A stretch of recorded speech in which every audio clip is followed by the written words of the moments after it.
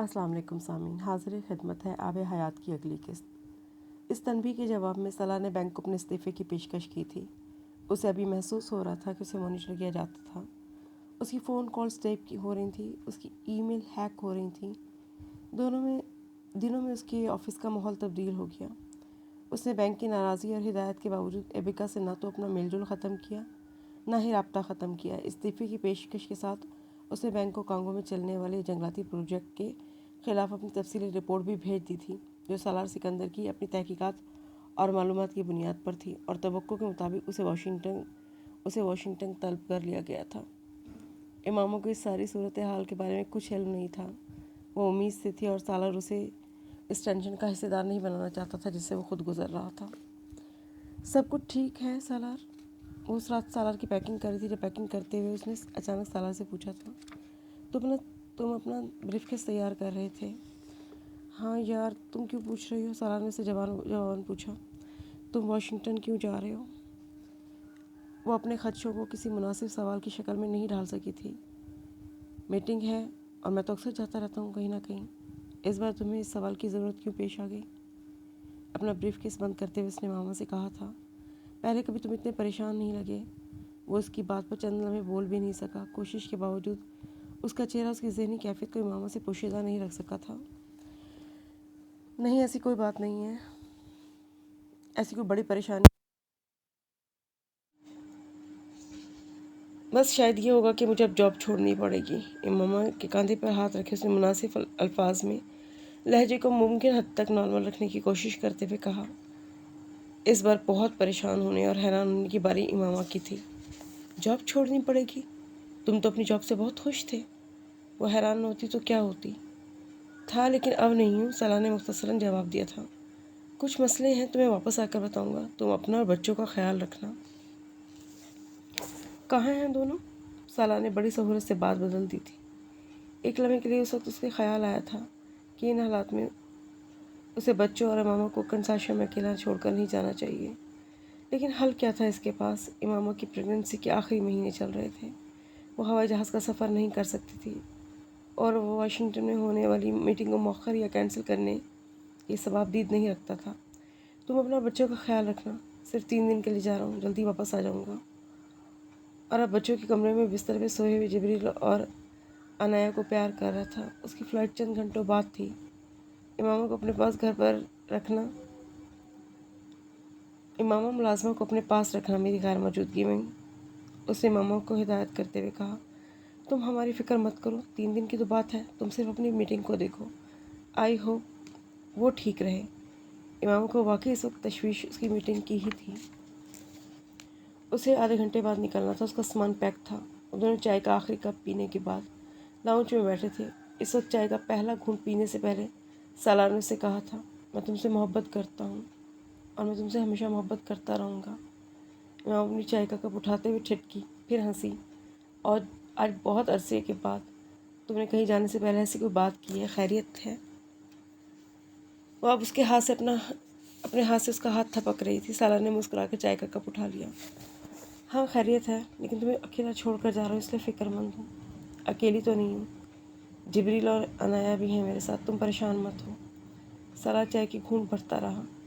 इमामा चाय पीने लगी, लेकिन उसे महसूस हुआ जैसे उससे कुछ कहना चाहता है। तुम उसे कुछ कहना चाहते हो? वो बगैर पूछे नहीं रह सकी। वो चाय पीते हुए चौंका, फिर मुस्कुराया। वो हमेशा उसे बूझ लेती थी, हमेशा। एक एतराफ़ करना चाहता हूँ, लेकिन अभी नहीं करूँगा, वापस आकर करूँगा। उसने चाय का कप रखते हुए कहा, मुझे तुम्हारी आदत सख्त नापसंद है। हर वक्त कहीं जाते हुए मुझे उलझा देते हो। मैं सोचती रहूँगी कि पता नहीं क्या एतराफ़ करना है। इमामा ने हमेशा की तरह बुरा माना था। उसका गिला गलत नहीं था, वो हमेशा ही ऐसा करता था, जानबूझ के करता था। अच्छा, दोबारा कभी नहीं करूँगा। वो हंसते हुए उठ खड़ा हुआ। उसके जाने का वक्त हो रहा था। बाजू फैलाए वो हमेशा की तरह जाने से पहले इमामा से आखिरी बार मिल रहा था। हमेशा की तरह एक गर्म जोश मुनाका, आई विल मिस यू, जल्दी आना।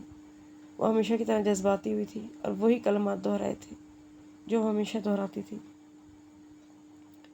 पोर्च में खड़े आखिरी बार उसको खुदाफिज कहने के लिए उसने अलविदाई अंदाज में सालार की गाड़ी के चलते ही हाथ हिलाया था। गाड़ी तेज़ रफ्तारी से طویل پورچ کو عبور کر کے کھلے گیٹ سے باہر نکل گئی تھی۔ اماموں کو لگا تھا زندگی اور وقت دونوں تھم گئے ہیں۔ وہ جب کہیں چلا جاتا وہ اسی کیفے سے دو چار ہوتی تھی۔ آج بھی ہو رہی تھی۔ گارڈز نے گیٹ کو بند کر دیا تھا۔ شادی کے 6 سال بعد بہت کچھ بدل گیا تھا۔ زندگی جیسے ایک پٹری پہ چلنے لگی تھی، روزمرہ کے معمول کی پٹری پر۔ نہ چاہتے ہوئے بھی انسان دائروں میں سفر کرنے لگتا ہے۔ 2 بچوں کی آمد سالار اور امامہ کی زندگی کو بھی ایک بڑے حد تک دائرے کے اندر لے آئی تھی، جہاں اپنی ذات پیچھے چل رہی تھی۔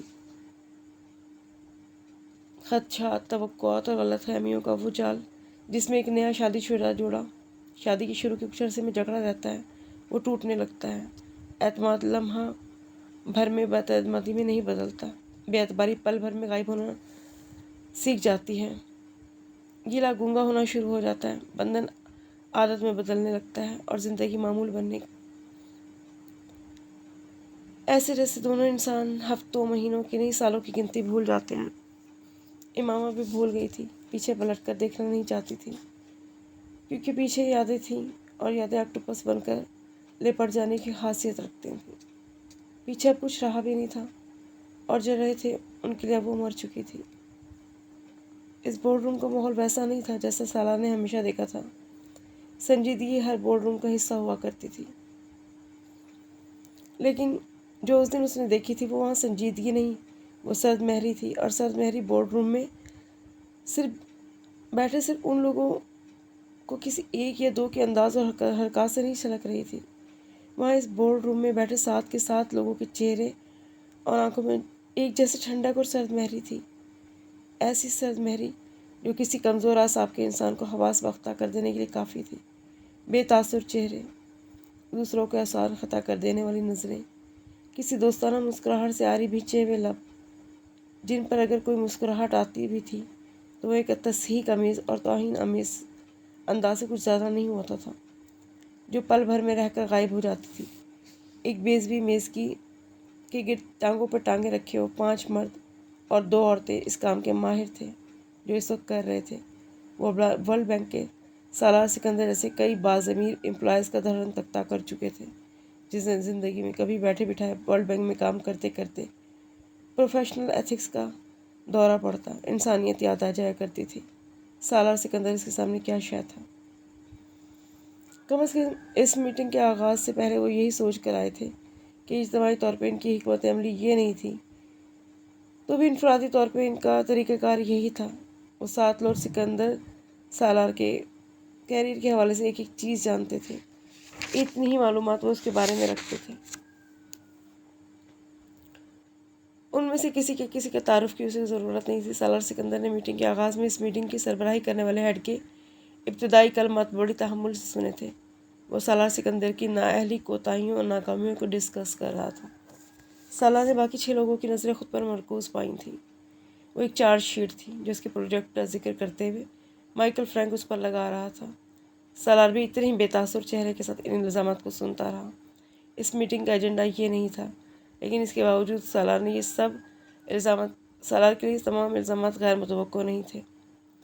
وہ ان میں سے کسی بھی بات کا جواب دینے سے پہلے اس پروجیکٹ کے حوالے سے ایک پریزنٹیشن دینا چاہتا تھا، کیونکہ اس کا خیال تھا کہ پریزنٹیشن ان میں سے بہت سارے سوالات اور اعتراضات کا خود ہی جواب دے دے گی جو لوگ اس سے سوال کر رہے تھے۔ سالار نے مائیکل کے ابتدائی کلمات کے بعد اس کے کسی الزام کا جواب دینے کے بجائے ان 7 افراد میں سے کسی نے اسے پریزنٹیشن پیش کرنے سے نہیں روکا تھا، لیکن ان میں سے کسی نے اس پریزنٹیشن کی نوعیت اور مقصد جاننے میں دلچسپی بھی نہیں لی تھی۔ سالار ایک کے بعد ایک سلائیڈ پروجیکٹر پر دکھاتا گیا۔ ان میں سے بہت سارے حقائق اور اعداد و شمار تھے اور اس کی اپنی ذاتی تحقیق بھی۔ وہ ان تمام چیزوں کو ان سلائیڈز کے ذریعے دکھا رہا تھا۔ ورلڈ بینک کے تعاون سے اگر وہ منصوبہ توڑ چڑھ جاتا تو افریقہ کی جنگلی حیاتیات کے ساتھ ساتھ پگمیز کی ممکنہ تباہی کے حوالے سے ہولناک اعداد و شمار، ورلڈ بینک کے چارٹر کی کون سی شقوں کی خلاف ورزی اس پروجیکٹ کے ذریعے ہو رہی تھی۔ ان جنگلات میں کام کرنے والی کمپنیز کی طرف سے کانگو کی مقامی آبادی کے استحصال کی ڈاکومنٹری ثبوت اور انٹرنیشنل ڈونر کمپنیز اور NGOs کے خدشات پر مشتمل رپورٹس کے حوالے سے اس کی پریزنٹیشن مکمل تھی۔ وہ اگر کسی اخبار یا نیٹ ورک کے ہاتھ لگ جاتی تو افریقہ میں ورلڈ بینک کا سب سے بڑا اسکینڈل ہوتا۔ ان 7 افراد نے وہ پریزنٹیشن بے تاثر چہروں کے ساتھ اپنی اپنی کرسیوں پہ ساکت بیٹھے دم ساتھ دیکھی تھی، لیکن آدھے گھنٹے کی اس پریزنٹیشن کے ختم ہونے کے بعد ان ساتوں کے ذہن میں جو خدشہ ابھرا تھا وہ ایک ہی تھا۔ سالار سکندر کے ہاتھ میں وہ گرینائٹ تھا جس کی پین اس کے ہاتھ میں نکال کر وہ لیے بیٹھا تھا۔ مسئلہ یہ نہیں تھا کہ وہ گرینائٹ دوسری طرف پھینک دیا جاتا، دینے سے ان کی جان چھوٹ جاتی، وہ جہاں بھی پھٹتا تباہی پھیلاتا۔ پروجیکٹر کی اسکرین تاریک ہو چکی تھی۔ سالار نے اپنے لیپ ٹاپ کو بند کرتے ہوئے ان 7 لوگوں کے چہروں پر نظر ڈالی۔ مائیکل کے چہرے کو دیکھا جو اس وقت صدارت کر رہا تھا۔ اتنے سالوں میں پبلک ڈیلنگ کے بعد وہ اتنا اندازہ لگا ہی پایا تھا کہ اس نے پریزنٹیشن تیار کرنے اور اسے یہاں پیش کرنے میں اپنا وقت ضائع کیا تھا۔ تو تم اس پروجیکٹ پر کام نہیں کرنا چاہتے؟ مائیکل نے اپنی خاموشی توڑتے ہوئے اسے سوال کیا تھا۔ اس نے بورڈ روم میں موجود لوگوں کے حوالے سے سالار سکندر کے خدشات کی جیسے تصدیق کی تھی۔ میں یہ چاہتا ہوں کہ ورلڈ بینک کانگو میں اس پروجیکٹ کو ختم کر دے۔ تمہید اگر مائیکل نے نہیں باندھی تھی تو سالار نے بھی اپنا وقت ضائع کرنا مناسب نہیں سمجھا تھا۔ تم مضحکہ خیز بات کر رہے ہو۔ اتنے سالوں سے شروع کیے پروجیکٹس کو ورلڈ بینک ایک چھوٹے عہدیدار کے کہنے پر کیسے ختم کر سکتا ہے؟ جیسے بیٹھے بیٹھائے فوبیا ہو گیا کہ بینک کانگو میں بنیادی انسانی حقوق کی خلاف ورزی کرنے والے پروجیکٹ کو سپورٹ کر رہا ہے۔ وہ جولیا پیٹر ورڈ تھی جس نے بے حد تضحیک آمیز انداز میں سلگا دینے والی مسکراہٹ کے ساتھ سالار سے کہا تھا۔ اس کمرے میں مائیکل کے باس سب سے سینئر تھی۔ اگر میں فوبیا کا شکار ہوں یا یہ میرا کوئی دماغی خلل ہے تو یہ بیماری اس وقت ان جنگلات میں بسنے والے لاکھوں لوگوں کو لاحق ہو چکی ہے۔ سالار سکندر نے ترکی بہ ترکی جواب دیا تھا۔ تم کیا ہو؟ کس حیثیت سے کانگو میں بیٹھے ہو؟ ورلڈ بینک کے ایک امپلائی کے طور پر یا ہیومن رائٹس ایکٹیوسٹ کے طور پر؟ کانگو کے لوگ یا پگمز تمہارا سردرد نہیں ہے۔ تمہاری ترجیح صرف اور صرف اس وقت ورلڈ بینک ہونی چاہیے کہ تم مقرر وقت پر اپنے پروجیکٹ کو مکمل کرو، تمام اہداف کے حصول کے ساتھ۔ اس بات کو ترشی سے کاٹنے والا الیگزینڈر رافیل تھا جو ورلڈ بینک کے صدر کے قریب ترین معاونین میں سے ایک تھا۔ تم نے اپنا کانٹریکٹ پڑھا تھا؟ وہ شرائط و ضوابط پڑھی تھی جو اس کانٹریکٹ میں تھی جس سے تم نے اتفاق کرتے ہوئے سائن کیے تھے۔ تم اپنے کانٹریکٹ کی خلاف ورزی کر رہے ہو اور بینک تمہیں جاب سے نکال دینے کا پورا اختیار رکھتا ہے اس کے بدلے میں۔ ان کے لہجے میں رکھائی اور اس کا شناختی نشان تھا۔ وہ اس رکھائی اور بے مہری کے لیے جانا جاتا تھا۔ سالار وہاں موجود تمام لوگوں کی قابلیت کے علاوہ ان کی خصوصیات سے بھی اچھی طرح واقف تھا۔ میں نے اپنا کانٹریکٹ پڑھا تھا اور صرف ایک بار نہیں کئی بار پڑھا تھا۔ میں ورلڈ بینک کا چارٹر بھی پڑھا ہے۔ نہ صرف میرے کانٹریکٹ میں، ورلڈ بینک کے چارٹر میں کہیں بھی یہ تحریر نہیں ہے کہ مجھے کوئی ایسا کام کرنا پڑے گا جو بنیادی انسانی حقوق کی خلاف ورزی ہوگا اور کسی ملک کے قوانین اور ضوابط کی دھجیاں اڑا سکے۔ اگر ایسی کوئی شک میرے کانٹریکٹ میں شامل تھی اور میں اسے نظر انداز کر بیٹھا ہوں تو آپ مجھے ریفرنس دیں۔ میں بھی اپنے کانٹریکٹ کو اسے پڑھ لیتا ہوں۔ ای میل کی صورت میں میرا کانٹریکٹ میرے پاس موجود ہے۔ اس نے لیپ ٹاپ ایک بار پھر آن کر لیا تھا۔ الیگزینڈر رافیل چند لمحوں کے لیے بول نہیں سکا تھا۔ اس کے ماتھے پہ بل تھے، مسلسل تناؤ میں رہنے کی وجہ سے وہ مستقل جھریوں میں تبدیل ہو رہے تھے۔ وہ صرف اس وقت چہرے سے خوشگوار لگتا تھا جب اس کے چہرے پہ بھولے بھٹکے کوئی مسکراہٹ آتی، ورنہ کرختگی اس کے مزاج کے ساتھ ساتھ اس کے چہرے کا بھی ایک نمایاں حصہ تھی۔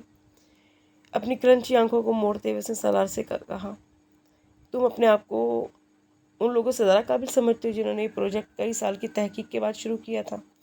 تم سمجھتے ہو جنہوں نے فیزیبلٹی بنائی تھی وہ ایڈیٹس تھے؟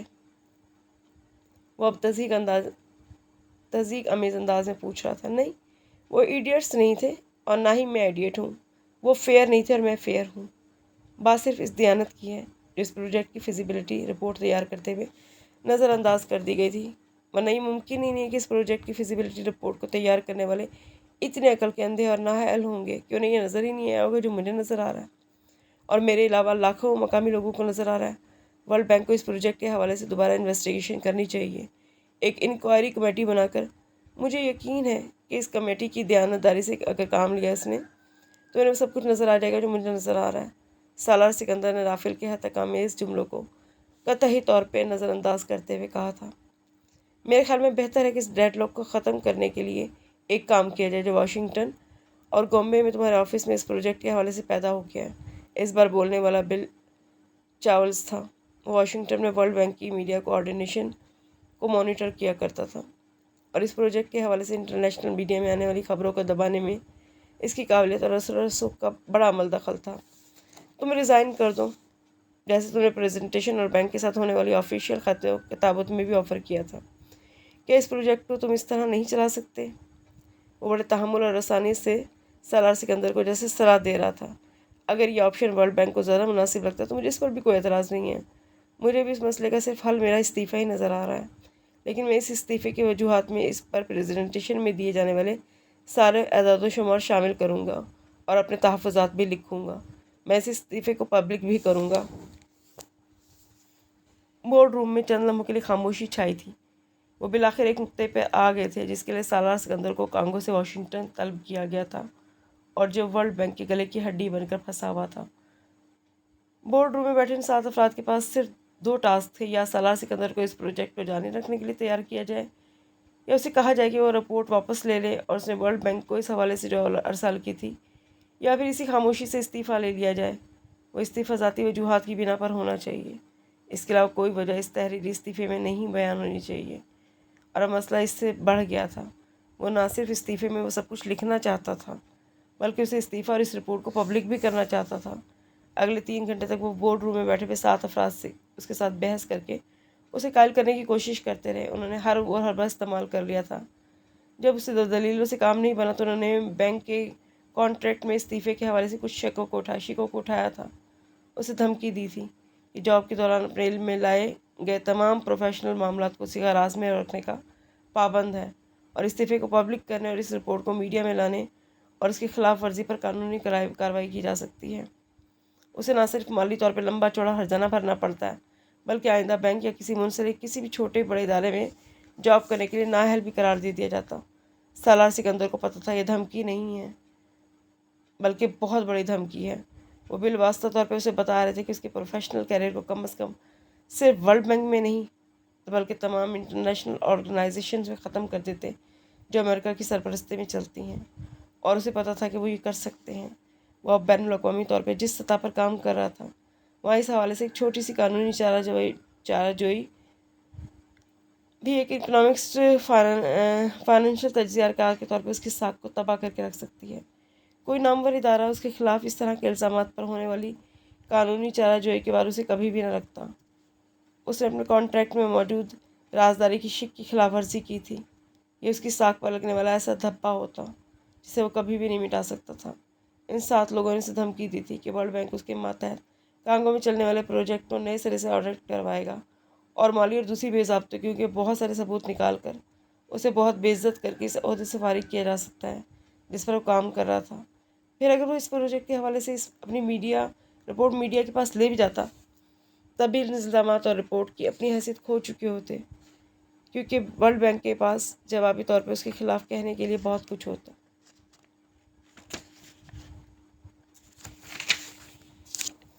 मीडिया की इस रिपोर्ट को ज़ाती अनाद और बोगस के अलावा कुछ नहीं समझा जाता। वो निचले दर्जे की ब्लैकमेलिंग थी जिस पर वो उतर आए थे।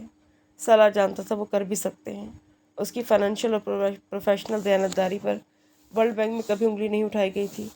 उसका प्रोफेशनल रिकॉर्ड इस हवाले से काबिल रश्क था, लेकिन वो जानता था अगर वर्ल्ड बैंक कांगो में उसके ऑफिस के ज़रिए चलने वाले प्रोजेक्ट्स में कोई भी सुकम या गुबन तलाश करने पर मुज़िर था तो ये ढूंढ ही लेते। वो या दुनिया का कोई बंदा वर्ल्ड बैंक की ऑडिट टीम की छुरी से नहीं बच सकता था। अगर इन्हें इस मकसद के तहत भेजा गया था तो इन्हें किसी न किसी जगह पर हर सूरत में कोई माली बेज़ाब्ते की तलाश करनी ही थी। आम हालात में सालार इस तरह के किसी मामले में इतनी मुश्किल सूरत हाल में कभी भी न डलता, ख़ास तौर पर जब उसकी एक फैमिली थी, एक बीवी थी, कम सिन बच्चे थे जो इसके पर इन्हिसार करते थे। लेकिन ये आम हालात नहीं थे। पैट्रिस एबिका ने इन सारे मामलात में बेहिस नहीं रहने दिया था उसे। ये उसकी बदकिस्मती थी। वो अफ्रीका के पैगमिस के बारे में जज्बाती होकर सोचने लगा था। उसकी ये जज्बाती इस वक्त आड़े आ रही थी। खामोशी से इस मामले पर इस्तीफ़ा देकर इस सारे मामले से अलग हो जाने का मतलब सिर्फ एक था कि वो इस जुर्म में बराबर का शरीकार होता जो 21वीं सदी में इस दहाई में कांगो के पिगमिस के साथ किया गया होता।